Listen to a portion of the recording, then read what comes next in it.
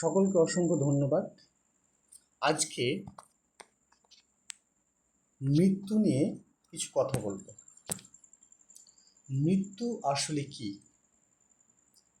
মৃত্যু নিয়ে আজ আর কোনো রহস্য নেই, কিংবা শরীর থেকে কিছু একটা বেরিয়ে যাওয়ার ব্যাপারও নেই।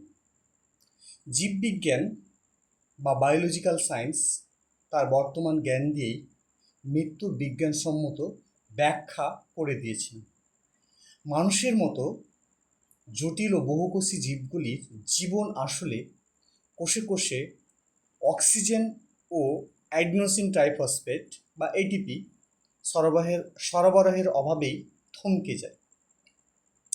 আণবিক অক্সিজেন বা সমস্ত অ্যারোবিক পদ্ধতিতে শোষণ সম্পন্নকারী জীবের কোষে কোষে অক্সিডেটিভ ফসফোরিলেশনের সময় অ্যাডিনোসিন ট্রাইফসফেট আকারে রাসায়নিক শক্তি মুদ্রা তৈরি করতে মাইটোকন্ড্রিয়াতে ইলেকট্রন গ্রহণকারী হিসাবে ব্যবহৃত হয় বা কাজ করে।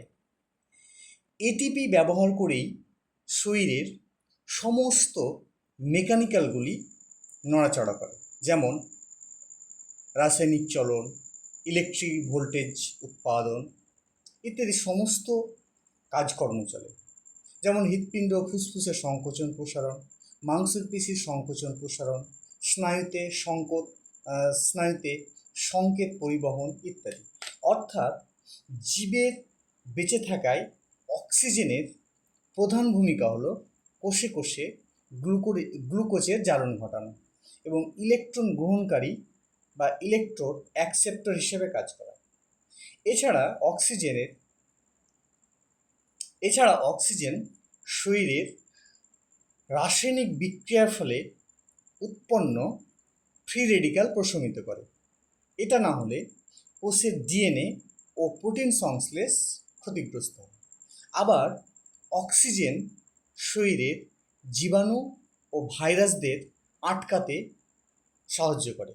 ফলে মানুষের মতো বহুকোষী জীবের কোষে কোষে অক্সিজেন পৌঁছানোর ব্যবস্থা স্থায়ীভাবে ভেঙে পড়লেই শরীরে পরস্পরের উপর ভীষণভাবে নির্ভরশীল শৃঙ্খলিত রাসায়নিক বিক্রিয়াগুলি স্থায়ীভাবে থেমে যায়।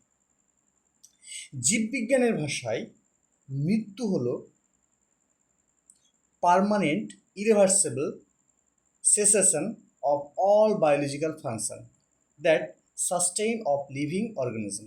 অর্থাৎ এর অর্থ হলো মৃত্যু হলো সেই সমস্ত জৈব রাসায়নিক ক্রিয়াকলাপগুলির স্থায়ী এবং অপরিবর্তনীয় পরিসমাপ্তি, যা একটা সিস্টেম বা সংগঠনকে জীবন্ত দেখায়। জীবন আসলে রাসায়ন, আর রাসায়নের মূলে রয়েছে পদার্থবিজ্ঞান। শরীরের মৃত্যু বা ফিজিওলজিক্যাল ডেথ। মানুষসহ সমস্ত বড় বড় জীবগুলো কোটি কোটি কোষের সমন্বয়ে তৈরি। শরীর হলো কোষেদের একটা সমবায় সংগঠন। ফুসফুস, হৃৎপিণ্ড, কিডনি, নোক, চুল, লিভার, স্কিন সবই বিশেষ বিশেষ কাজে পারদর্শী ছোট ছোট কোষ দিয়েই তৈরি। যেমন হৃৎপিণ্ডের কোষগুলো নিজে নিজে ছন্দ তৈরি করতে পারে, আবার লিভারের কোষগুলো ক্ষরণের কাজে পারদর্শী, আবার স্নায়ুর কোষগুলো ইলেকট্রিক্যাল সিগন্যাল বহনে পারদর্শী। হৃৎপিণ্ডের কোষ নিয়মিত একটা পাম্পিং যন্ত্র, যা শরীরের সর্বত্র রক্তের মাধ্যমে অক্সিজেন এবং অন্য পুষ্টি পদার্থ, ভিটামিন, মিনারেলস পৌঁছে দিতে পারে। ফুসফুসের কোষগুলো বাতাস থেকে অক্সিজেন গ্রহণ করে রক্তের সাথে মেশাতে পারে এবং শরীরে শোষণের ফলে উৎপন্ন কার্বন ডাইঅক্সাইড শরীর থেকে বাইরে বের করে দিতে পারে। একইভাবে কিডনির কোষগুলো শরীরের কাজকর্মের ফলে উৎপন্ন ক্ষতিকারক ও বিষাক্ত পদার্থগুলো শরীর থেকে বাইরে বের করে দিতে পারে। তেমনি আবার মস্তিষ্কের কোষগুলো, হরমোন উৎপাদক কোষগুলো শরীরের কাজকর্মের মধ্যে সমন্বয় সাধন করে এবং পুরো শরীরটাকে নিয়ন্ত্রণ করে। প্রতি মুহূর্তে এই কোষীয় সমন্বয় মিলিত হয়ে মানুষের শরীর সচল বা বেঁচে থাকে। এই সমস্ত জৈব রাসায়নিক ক্রিয়াকলাপগুলি কেন বা কিভাবে স্থায়ীরূপে বন্ধ হয়ে যায়, এটা আমাদের কাছে একটা প্রশ্ন। এটা সাধারণত 3টি কারণের জন্য হয়ে থাকে। এক হচ্ছে বার্ধক্যজনিত কারণ, দ্বিতীয় হচ্ছে দুর্ঘটনাজনিত কারণ, তৃতীয় হচ্ছে বিষক্রিয়াজনিত কারণ।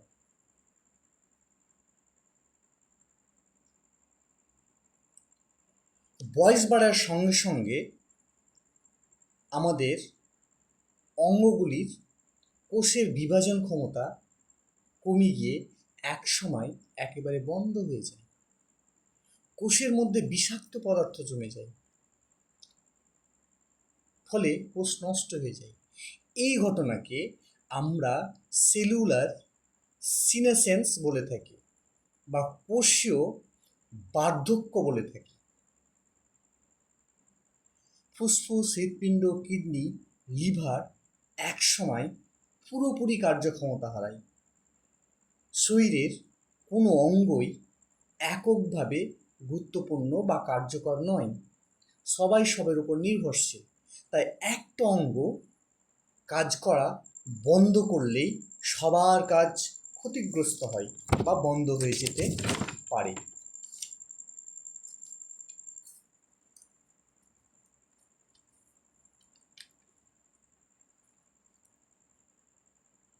আসলে মানুষের মৃত্যু সিনেমায় বা অভিনয় যেভাবে দেখানো হয় সেভাবে হয় না। বিশেষ করে বৃদ্ধ বয়সে মৃত্যু হতে 24 থেকে 48 ঘন্টা, এমনকি কয়েকদিন ধরে সময় লাগে। একে একে কিডনি, লিভার, ফুসফুস, হৃৎপিণ্ড কাজ করা বন্ধ করে দেয়। কিডনি কাজ করা বন্ধ করে দিলে শরীরে প্রচুর অ্যাসিড এবং বিষাক্ত পদার্থ জমে যায়। পুষ্টি এবং অক্সিজেনের অভাবে হৃৎপিণ্ড বন্ধ হয়ে যায়। মাথায় রক্ত যাওয়া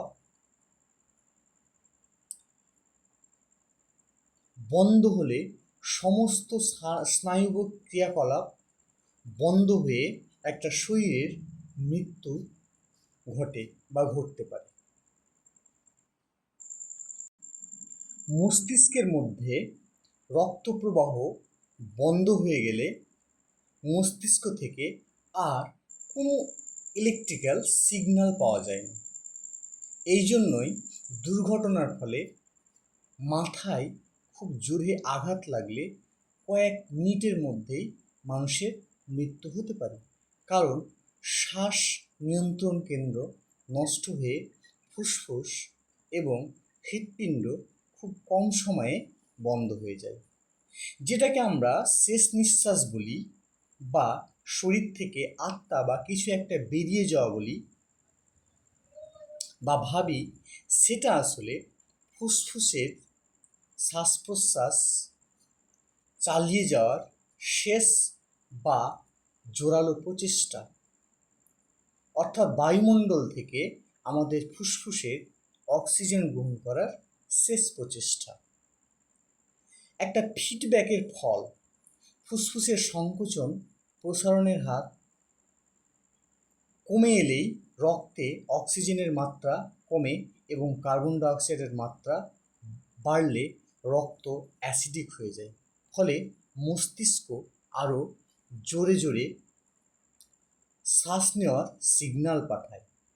ডায়াফ্রাম জোর খাটিয়ে শ্বাস প্রশ্বাস চালানোর চেষ্টা করে, কিন্তু তা সফল হয় না। মৃত্যুর কাছাকাছি অভিজ্ঞতা বা নিয়ার ডেথ এক্সপিরিয়েন্স আসলে হৃৎপিণ্ডের কিছুক্ষণের জন্য বন্ধ হয়ে যাওয়া বা স্লো হয়ে যাওয়ার জন্য হয়। বিভিন্ন কারণে এটা হতে পারে। যেমন হৃৎপিণ্ড পুনরায় চলতে শুরু করলে বা মস্তিষ্কের ক্ষতি না হওয়ার ফলে মানুষটি সচেতন থাকে ও বেঁচে থাকে, ফলে এটাকে আমরা মৃত্যুর অভিজ্ঞতা বলতে পারি। মানুষের কোমায় চলে যাওয়া, আসলে বিষয়টা অনেকেই শুনেছেন বা দেখেছেন। এই অবস্থায় মানুষের হৃৎপিণ্ড, কিডনি, লিভার সব সচল থাকে, কিন্তু মস্তিষ্কের